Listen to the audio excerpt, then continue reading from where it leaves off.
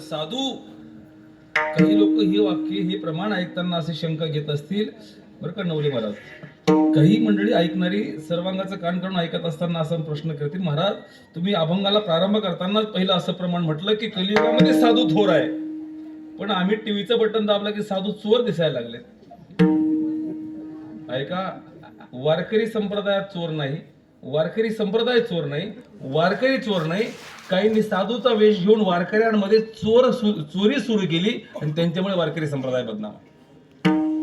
वारकरी संप्रदाय चोर नाही, वारकरी संप्रदायात पण चोर नाही, पण काही चोरांनी हा वेश धारण केला आणि म्हणून वारकरी संप्रदायावर ही आज बला येऊ लागली.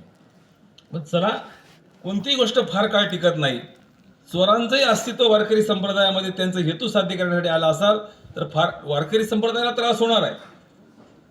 घरामध्ये 10 माणसं असू द्यात हो, 10 माणसामध्ये एखादा माणूस त्या चुकीचं वागत असेल तर त्याचा त्रास घराला होतो, पण फार काळ नाही होत. एक तर त्या माणसाला बाजूला करेपर्यंत किंवा त्या माणसाला सुधरेपर्यंत.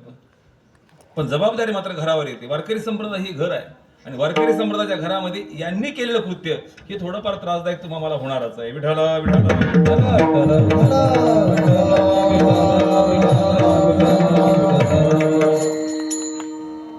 जगद्गुरु तुकोबाराय महाराज संतांचा महिमा प्रतिपादन करत असताना संत सामर्थ्य, संत संग, संत ताकद सांगतात. कोण आहे संत या जगतामध्ये? कोणते संत थोर सांगितले याचा थोडा उलगडा करणं मग. संत वेशावरनं ठरत नाही, संत गाडी दाढी बॉडी याच्यावरनं ठरत नाही. संत ठरतात कशावरनं?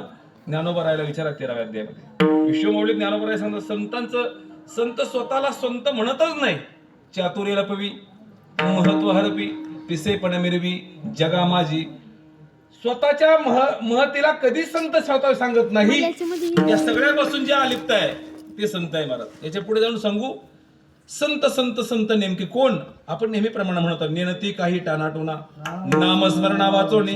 भगवान परमात्म्याचं नामस्मरण सोडून दुसरं ज्यांच्या जीवनातलं येतच नाही, हेतूच नाही ते संत. अजून पुढे सांगू जगामध्ये दिसणाऱ्या गोष्टी दाखवणारे अनेक जण आहे.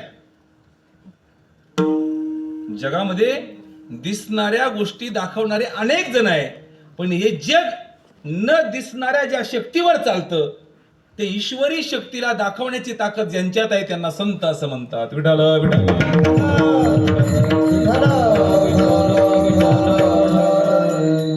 ऐका ऐका ऐका, हे जग ज्याच्या आधाराने चालतं त्या परमात्म्याचं, त्या सत्तेचं, त्या अस्तित्वाला म्हणजे त्या देवाचं अस्तित्व या जगामध्ये तुम्हा मला दिसत नाही, पण हे अस्तित्व ज्यांना दाखवून देण्याचं सामर्थ्य ज्यांच्यामध्ये आहे त्यांना संत असं म्हणतात. महाराजाचं प्रमाण आहे. महाराज असं म्हणतात त्या परमात्म्याला, न दिसणाऱ्या परमात्म्याला या जगतामध्ये दाखवून देण्याचं सामर्थ्य ज्यांच्यामध्ये आहे ते संत आहे. पण त्यांचा महिमा सामान्यातल्या सामान्याला काय? अरे ब्रह्मदेवाला वर्णन करतात.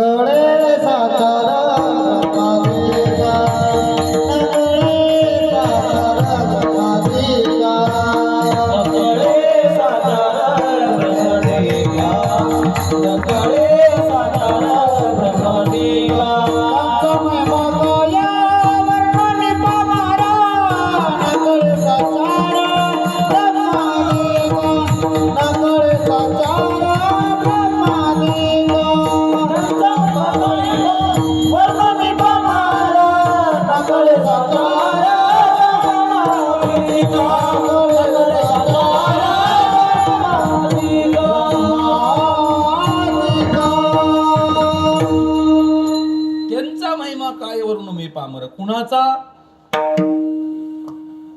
ज्यांना अदृश्य स्वरूपामध्ये या जगाला चालवणारे देवता दाखवण्याची ताकद आहे त्यांना. अजून प्रमाण सांगू, दिसणाऱ्या वस्तू माणसं साधू वेश घेऊन दाखवतात नवले बाबा.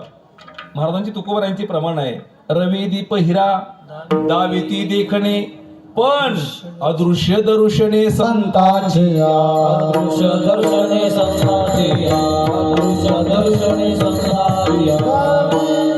त्यांचा महिमा काय वानुमी पामर, नकळे साचार ब्रह्मदिका. अदृश्य शक्तीला दाखवण्याची ताकद त्यांच्यात आहे. ऐका ऐका, अशा संतांच्या प्राप्तीच्या निमित्ताने जगतामध्ये सहज ती मिळत नाही. महाराज प्रमाण माहिती आहे आपल्या, बहु अवघड आहे संत भेटी, बरी जग जेठी करुणा केली. मग ते संत भेटण्यासाठी काय करावं लागेल?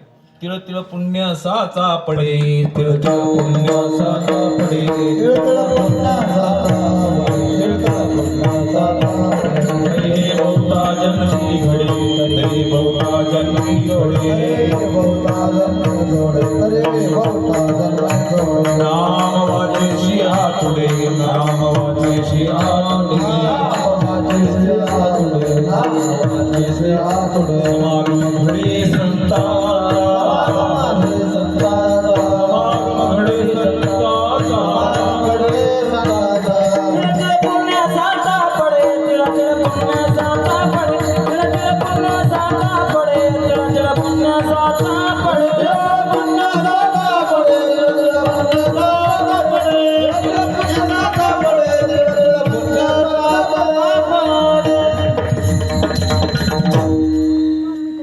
पुण्याचा संचय झाल्याविना संत मिळत नाही.